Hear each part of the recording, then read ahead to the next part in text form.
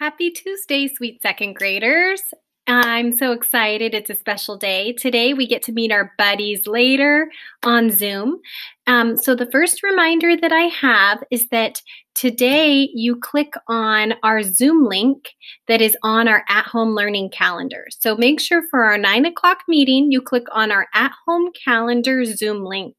Don't go to any links in Clever for our Zoom meeting because we have a special Zoom link that is on our at-home calendar for Tuesday at 9, and it's just like we normally do, that's going to take us to our Zoom meeting.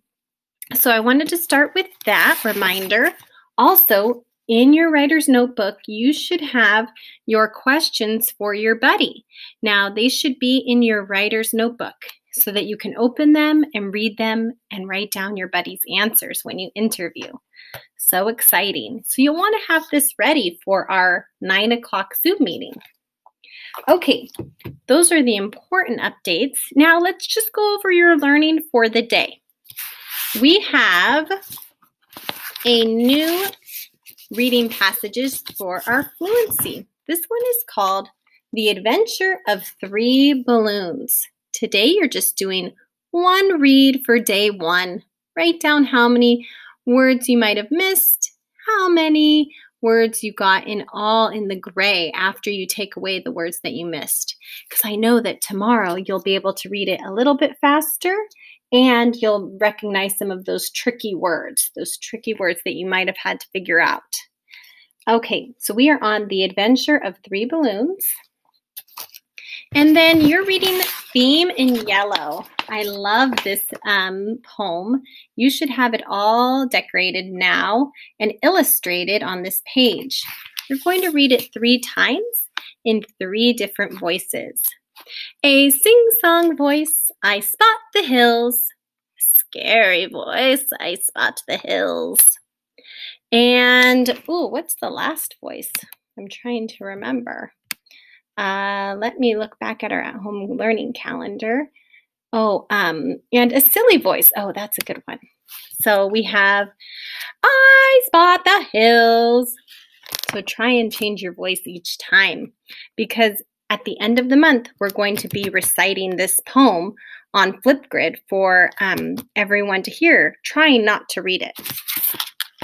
Okay, in your number patterns book, we are on page 7. So we're going to be starting on page 7. And then you're going to do page 8. And then you'll end on page 9, which looks like this. Now, you're going to have to really remember those tricky even and odd numbers. So let's talk about those even and odd numbers. So we know that 2, 4, 6, 8 are even numbers. So any number that ends in, 0, 2, 4, 6, or 8, those are even. And that means any other number is going to be odd. So 1, 3, 5, 7, 9. Any number that ends in an odd number is going to be odd. Also, they might use that fancy word digit when you're looking at your number patterns and reading the directions. Digit is just a fancy word for number, so don't let it stress you out. No big deal. Digit just means number. Okay, and then you'll do some extra math practice, getting good at our facts. Lastly, you get to read one of my favorite stories, Stella Luna, since we're learning about bats this week. Now, Stella Luna, this is not facts and information like we practiced yesterday. This is a fiction story, so a little different. And then, after you read Stella Luna, in your Batty About Bats packet, the last 2 pages are all about the story Stella Luna. You might have to read it more than once, and that's okay. This is after you go to music. But they're going to ask you questions. These questions help us think about the story. Do you remember what happened in the story?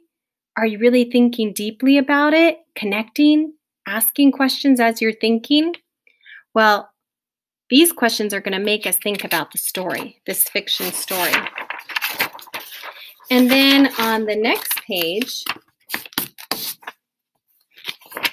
it's going to have you do a little comparing how fruit bats are different from birds, how fruit bats and birds are alike. So you'll have to think in the story, how was Stella alike and different than the birds? And birds are different from fruit bats because so there are examples over here. You're going to cut and glue them under whichever column you think. So for example, have mothers. Is that how they are alike or different? We'll have to think.